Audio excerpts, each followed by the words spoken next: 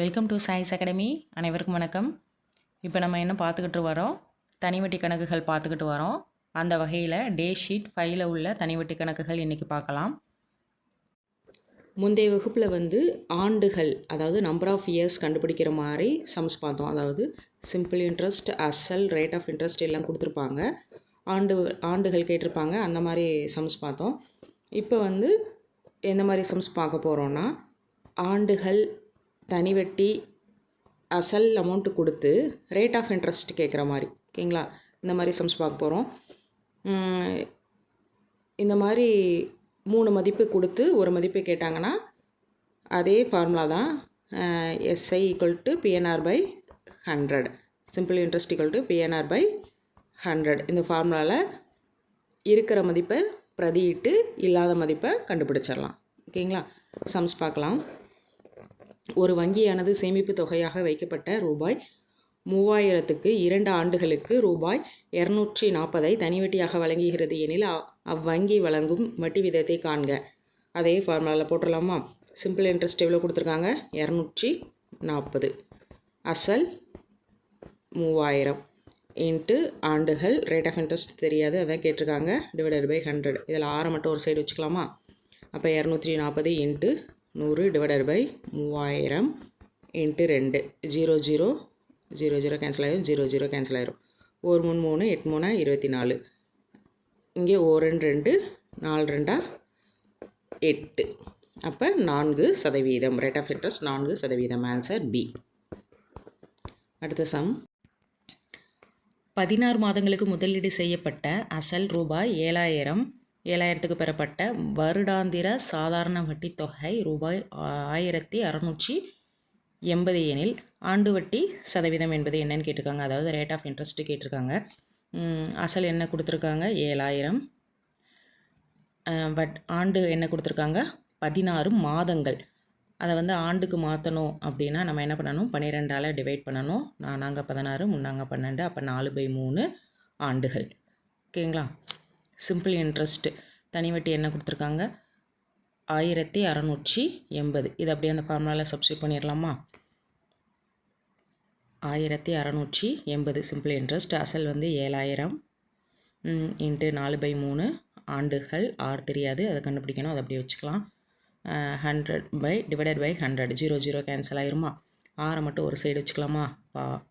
1680 divided by 70, 4/3ன்றது 3/4ன்னு வருமா? இதை அப்படியே கேன்சல் பண்ணிடலாம். 0 0 கேன்சல் ஆயிருமா? 1 7 7 14, மீதி 2 28, 4 28, 1 4, 6 24, 6 இன்ட்டு 3 18. இப்போ rate of interest 18%. Answer B.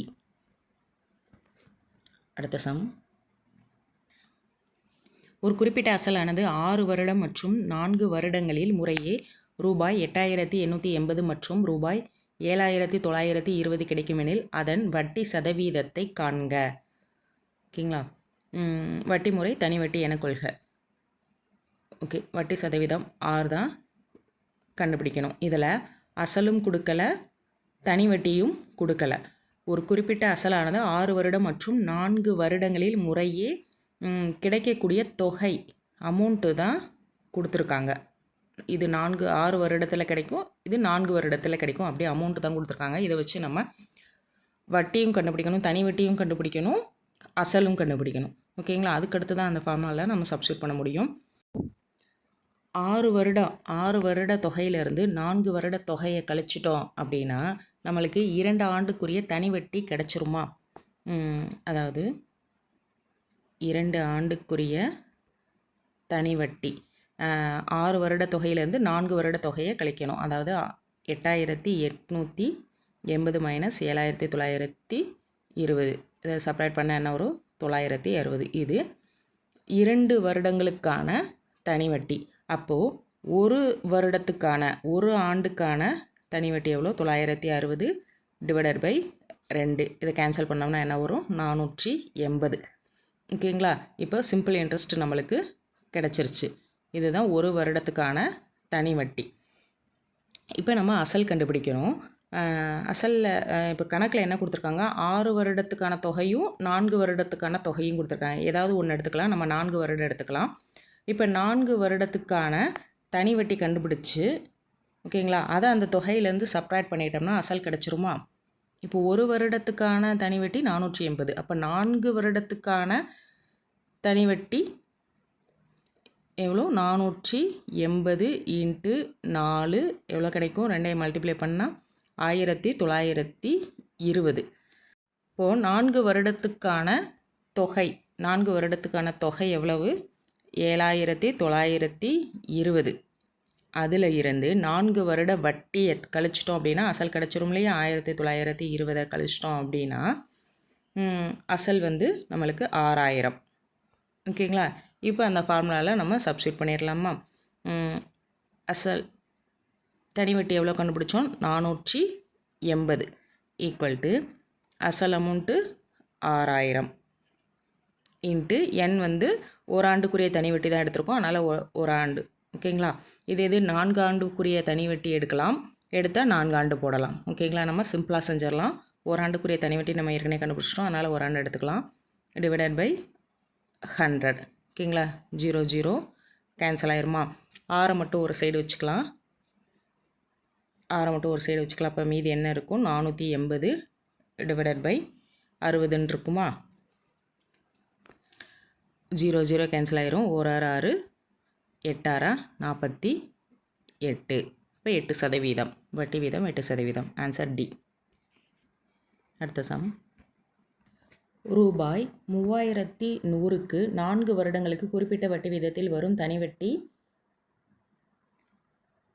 ரூபாய் 2900க்கு அதே காலத்திற்கு அதே வட்டி வீதத்தில் வரும் தனி வட்டியை விட 40 அதிகமாக உள்ளது. ஓகேங்களா? 40 அதிகமாக உள்ளது. டிஃப்ரென்ஸ், தனி வட்டியோட டிஃப்ரென்ஸ் 40 அதிகமாக உள்ளது எனில் வட்டி விகிதத்தை காண்க அப்படின்னு கேட்டிருக்காங்க. அதாவது ரூபாய் 3100க்கு கிடைக்கக்கூடிய தனி வட்டியை 4 வருடங்களுக்கு 3100க்கு கிடைக்கக்கூடிய தனி வட்டி வந்து ரூபாய் 2900க்கு அதே வருடத்துக்கு அதே வட்டி விதத்துக்கு கிடைக்கக்கூடிய தனி வட்டியை விட 40 அதிகமாக உள்ளது. ஸோ ரெண்டுக்கும் உள்ள டிஃப்ரென்ஸ் 40. இதை நம்ம அப்படியே ஃபார்முலாவில் போட்டுடலாம்னா ஃபஸ்ட்டுக்குரியதை ஃபஸ்ட்டு நம்ம போட்டுடலாம். அதாவது பிஎன்ஆர் பை 100ல் போட்டுறோம். அசல் அமௌண்ட்டு எவ்வளோ? 3100 இன்ட்டு காலம் எவ்வளோ? 4 ஆண்டுகள். ரேட் ஆஃப் இன்ட்ரெஸ்ட் தெரியாது, குறிப்பிட்ட வட்டி விகிதம்னு கொடுத்துருக்காங்க, அதை நம்ம அப்படியே வச்சுக்கலாம். அதை தான் நம்ம கண்டுபிடிக்கணும். Divided by 100. ஓகேங்களா? இரண்டாவது அசல் என்ன? இரண்டாவது அசல் 2900, அதே ஆண்டு அதே வட்டி விகிதம்னு கொடுத்துட்டாங்க. ஓகேங்களா? Divided by 100. இது ரெண்டுக்கும் உள்ள வித்தியாசம் 40. வித்தியாசம் அப்படின்னாலே மைனஸ். ஓகேங்களா? Equal to 40. ஓகேங்களா? இது எப்படி நம்ம சிம்பிளிஃபை பண்ணால் நம்மளுக்கு வட்டி விகிதம் கிடச்சிரும். 0 0 கேன்சல் பண்ணிடலாமா? 0 0 கேன்சல் பண்ணிடலாமா? மீதி என்ன இருக்குது? 31 இன்ட்டு 4. 31ஐ 4 மல்டிப்ளை பண்ணால் என்ன கிடைக்கும்? 124 ஆர். 124 ஆர் மைனஸ் இங்கே என்ன இருக்குது? 29 இன்ட்டு 4 116. 116 R equal to 40. 124 ஆரில் இருந்து 116 ஆர் போச்சுன்னா மீதி எவ்வளோ ஆர் இருக்கும்? 8 ஆர் ஈக்குவல் டு 40. அப்போ ஆர் ஈக்குவல் டு 40 பை 8. 1 8 8 40. அப்போ 5%. Answer B. அடுத்த சம். ஒரு குறிப்பிட்ட தொகையானது 15 வருடங்களில் இரட்டிப்பாவதற்கு உரிய வட்டி விகிதத்தை காண்க அப்படின்னு கேட்டிருக்காங்க. ஒரு குறிப்பிட்ட தொகைன்னு கொடுத்துருக்காங்க. அசலை நம்ம வந்து என்னென்னு எடுத்துக்கலாம்? பி அப்படின்னு எடுத்துக்கலாம். என் வந்து என்ன கொடுத்துருக்காங்க? 15 ஆண்டுகள் கொடுத்துருக்காங்க. ஒரு குறிப்பிட்ட தொகையானது 15 வருடங்களில் இரட்டிப்பாவதற்கு உரிய வட்டி விகிதத்தை காண்கன்னு கொடுத்துருக்காங்க. இரட்டிப்பாகுது அப்படின்னாலே அமௌண்ட்டு வந்து என்ன கிடைக்கும்? அசலை விட டபுள் மடங்கு, அப்போ 2Pன்னு கிடைக்கும். இதிலேருந்து சிம்பிள் இன்ட்ரெஸ்ட் கண்டுபிடிச்சிடலாமா? அதாவது அமௌண்ட்லேருந்து அசலை கழிச்சிட்டோம், கிடைக்கக்கூடிய மொத்த தொகையிலேருந்து அசலை கழிச்சா கிடைக்கக்கூடியது தனி வட்டி. ஓகேங்களா? அப்போ 2P minus P equal to இரட்டிப்பாகுது அப்படின்னாலே தனி வட்டி வந்து அசல் அமௌண்ட்டுக்கு ஈக்குவலாக இருக்கும். ஓகேங்களா? I ஈக்குவல் டு Pயாக இருக்கும். ஓகே, அதை ஞாபகம் வச்சுக்கோங்க. இதை அப்படியே நம்ம ஃபார்முலாவில் சப்ஸ்டியூட் பண்ணிடலாம். சிம்பிள் இன்ட்ரெஸ்ட் எவ்வளோ? பி ஈக்குவல் டு அசல் பி இன்ட்டு என். ஆர்னு தெரியாது, அது தான் கண்டுபிடிக்கணும். Divided by 100. பியும் கேன்சல் ஆயிரும். 6 மட்டும் ஒரு சைடு வச்சுக்கலாமா? மீதி இந்த சைடு கொண்டு வந்துட்டா 100 டிவைடட் பை 15ன்னு வரும். 3 15, 25 100. ஓகேங்களா? 20 பை 3ன்னு வருதா?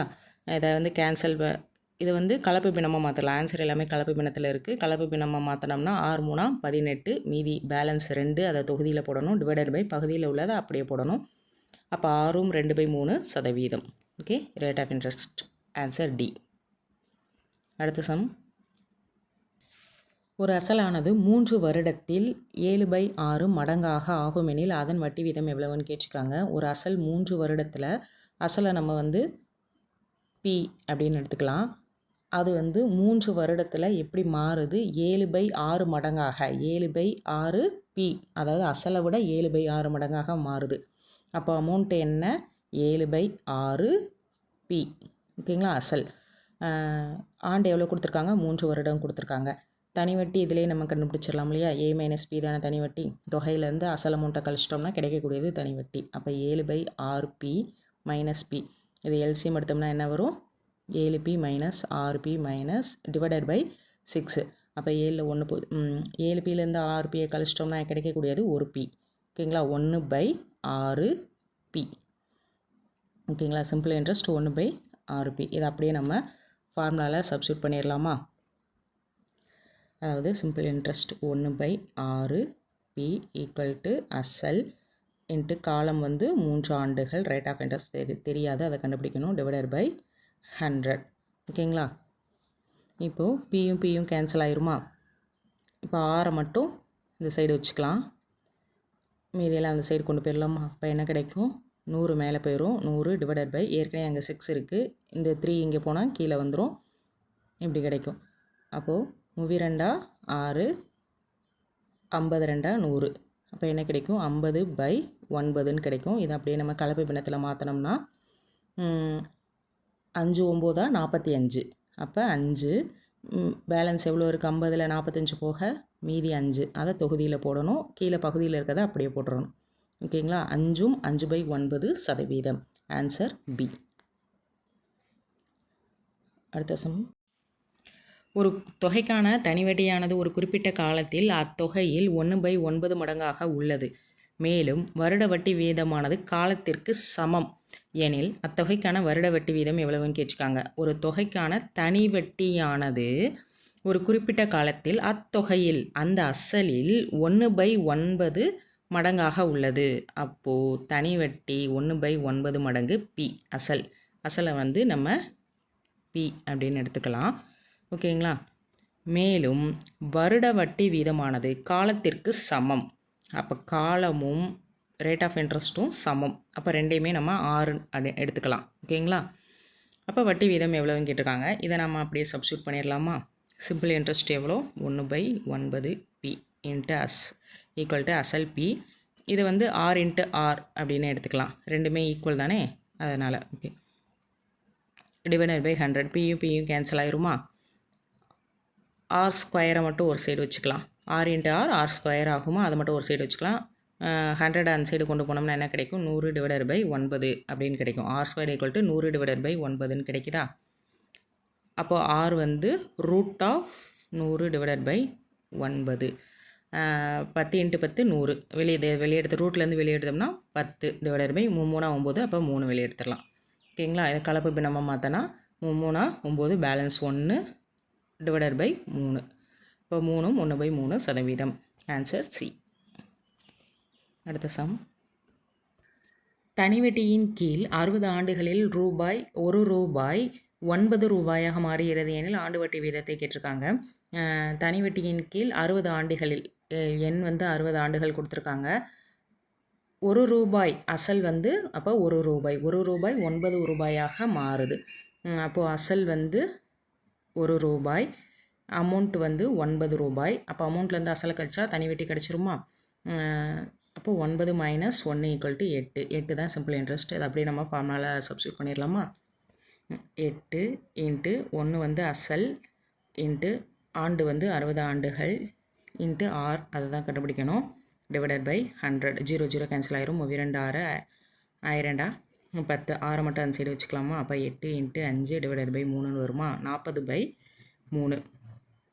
40ல் எத்தனை 3 இருக்குது? அதாவது ஓர் 3 3 பேலன்ஸ் 1 இங்கே 10 ஆகுமா? 3 9 பேலன்ஸ் 1 இருக்குது. அதை தொகுதியில் போட்டுறணும். டிவைடட் பகுதியில் அதே 3. அப்போ 13 1/3%. Answer B. அடுத்த சம்.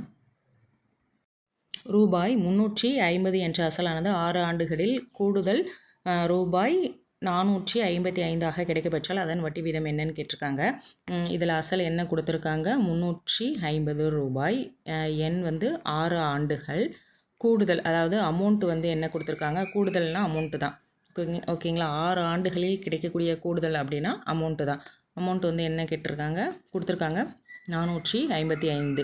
அப்போ சிம்பிள் இன்ட்ரெஸ்ட் அமௌண்ட்லேருந்து அசலை கழிச்சா சிம்பிள் இன்ட்ரெஸ்ட் கிடச்சிருமா? அப்போ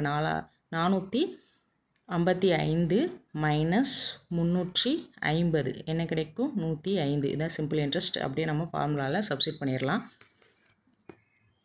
105 சிம்பிள் இன்ட்ரெஸ்ட் ஈக்குவல் டு அசல் எவ்வளோ? 350. ஆண்டு 6 ஆண்டுகள் into R divided by 100. 0 0 cancel ஆகிரும். 6 மட்டும் ஒரு சைடு வச்சுக்கலாம். இதெல்லாம் அந்த சைடு கொண்டு போயிடலாமா? அப்போ என்ன கிடைக்கும்? 105 இன்ட்டு இந்த 10 மேலே போயிடும். டிவைடட் பை 35 இன்ட்டு 6ன்னு கிடைக்குமா?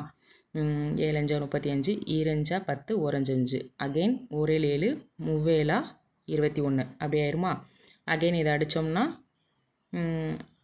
தெளிவாக காட்டுறேன். R equal to 105 into 10 divided by 35 into 6ன்னு கிடைக்குமா? 7 5 35 2 5 10 1 5 1 7 3 21 1 3 3 2 3 6ன்னு கிடைக்கும்.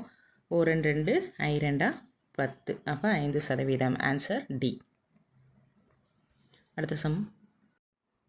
ஒரு குறிப்பிட்ட தொகையானது 8 ஆண்டுகளில் 2 மடங்காகும் எனும் மதிப்பீட்டில் முதலீடு செய்யப்பட்டால் கிடைக்கும் தனி வட்டிக்கான சதவீதம் என்னன்னு கேட்டிருக்காங்க. இதில் ஆண்டு என்ன கொடுத்துருக்காங்க? 8 ஆண்டுகள் கொடுத்துருக்காங்க. அசல் தெரியாது. அதை பின்னு வச்சுக்கலாம். அந்த தொகை 2 மடங்காகுது 8 ஆண்டில். அப்போ ஏ ஈக்குவல் டு 2p அப்படின்னு ஆகுமா? அப்போது தனி வட்டி என்ன? அது 2p மைனஸ் பி. அமௌண்ட்லேருந்து அசலை கழிச்சிட்டா கிடைக்கக்கூடியது தனி வட்டி. அப்போ பி தனி வட்டி பி. அதை அப்படியே சப்ஸ்டியூட் பண்ணிடலாமா ஃபார்முலாவில்? தனி வட்டி P equal to PNR by 100. P N 8 ஆண்டுகள் இன்ட்டு ஆர் டிவைடட் பை 100. இந்த பிபி கேன்சல் ஆயிரும். ஆர் மட்டும் ஒரு சைடு வச்சுக்கலாம். அப்போ 100 டிவைடட் பை 8ன்னு ஆகுமா? இதை நம்ம அப்படியே அடித்து போட்டுடலாமா? 4 2 8 50 2 100.